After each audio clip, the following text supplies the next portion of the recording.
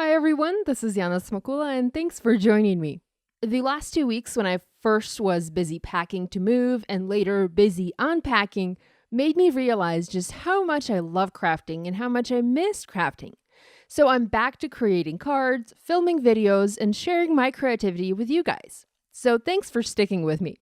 Today I have some circle cards to share featuring a few new products from Spellbinders, including the all-new April Small Die of the Month.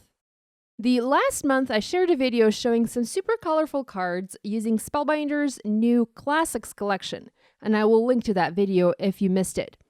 I only used one die from that line, and I was itching to play with the other dies too. It's been ages since I made any shaped cards, so I decided to use a circle die from the Scored and Pierced Circles set from that collection from Spellbinders to create a circle card base for my projects today. Like I mentioned, I'm also using Spellbinders' exclusive Small Die of the Month for the month of April to dress up these cards. And all of the supplies that I use are listed below. So let's get started. I'm going to begin by die cutting all of the parts and pieces from the April Small Die of the Month die set out of white paper. This is Neenah Solar White 80 pound, and I'm using my Spellbinders Platinum die cutting and embossing machine. I'm going to cut a few of each shape just so that I have extras to play and work with. The April die set is sort of like a build a flower set. You have some flower stems and also various shapes to build different kinds of flowers.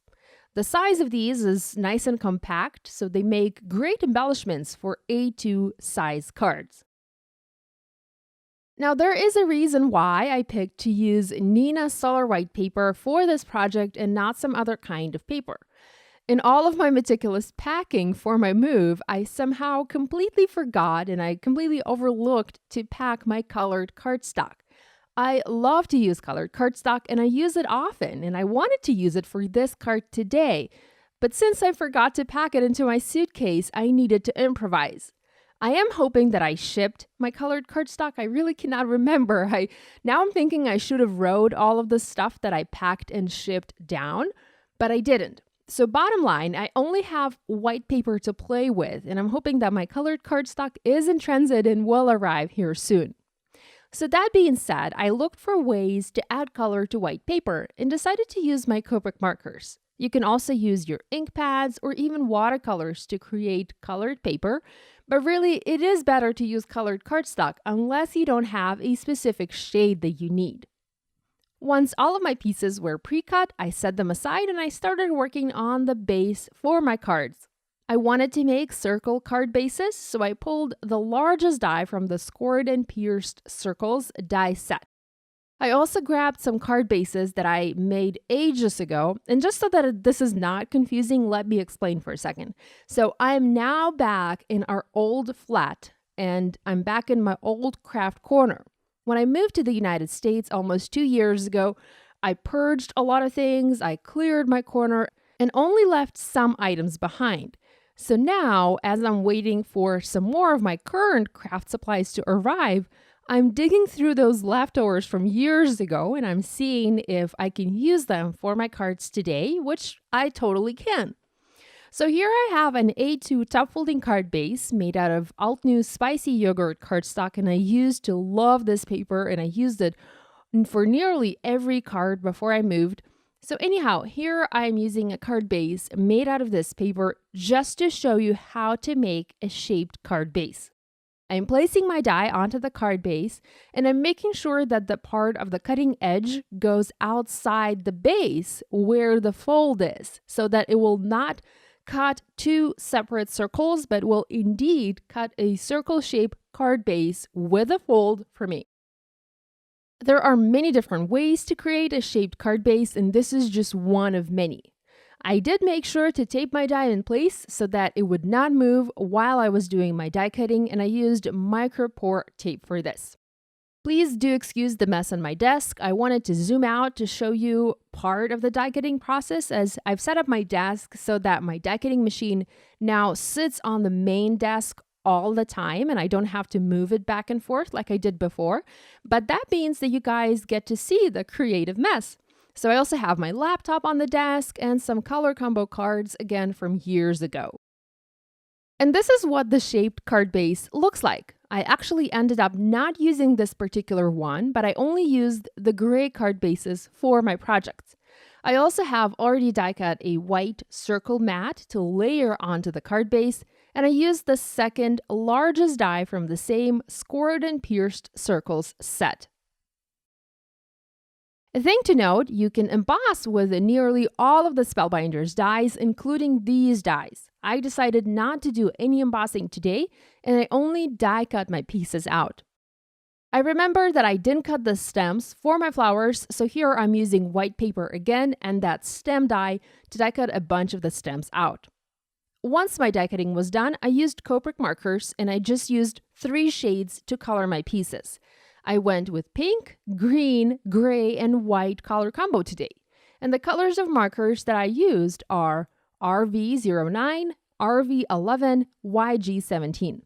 And I just added a solid layer of color onto each die cut. I did not do any blending or shading, just one layer of color to make them not white. Now, I knew I wanted to use the leaves from the stems, but not the stems themselves. So I colored just the leaves. I did use the stems as intended for one of my cards to show you how they can be used, but I really personally prefer using just the leaves with these flowers. Next, I started to arrange the parts and pieces and I began forming the flowers. With so many various elements, I think there's 12 different pieces that can be used to make the flowers. You can make a variety of different blooms. I made sure to layer elements and used 2 to 3 die cuts to make one flower, plus 2 or 3 leaves per flower. I wanted to add some fun details to the layers, so I pulled my older Simon Says stamp Circle Sayings stamp set, and I white heat embossed a circular thanks onto one of the layers. I also heat embossed tiny dots, but I didn't like how that turned out, so I didn't use that layer. And I used Hero Art's white detail embossing powder, and I think that white embossing, and especially on that dark pink layer, added some really nice interest to the flower. For my sentiment, I went with a few different stamp sets. Thank You, Your Awesomeness is Boundless by Kathy Zielski from the Emphatic stamp set. Thanks for Always Being So Delightful from the Showers and Flowers set by Simon Says Stamp. And Friends Make Everything Better from the Encouraging Greetings stamp set by Pretty Pink Posh. My favorite one is the Thank You, Your Awesomeness is Boundless, and it's my favorite for 2 reasons. I love the clean font that was used for the sentiment. It goes well nicely with the clean lines and bold and graphic look of the card. And also because it's a fresh sentiment. I don't have anything like that in my stash, and I've never used a sentiment like that before. And I can relate to the sentiment. If I were to receive a card with a sentiment like this, or any other sentiment from that stamp set, I would probably end up smiling for a week, just because it's so different and fresh. I used VersaFine Onyx Black ink for stamping the sentiments, and once that was done, I film mounted them onto the card bases. I made some cards into top folding and some into side folding, and that's the beauty of a circle card. You can have it any which way you like.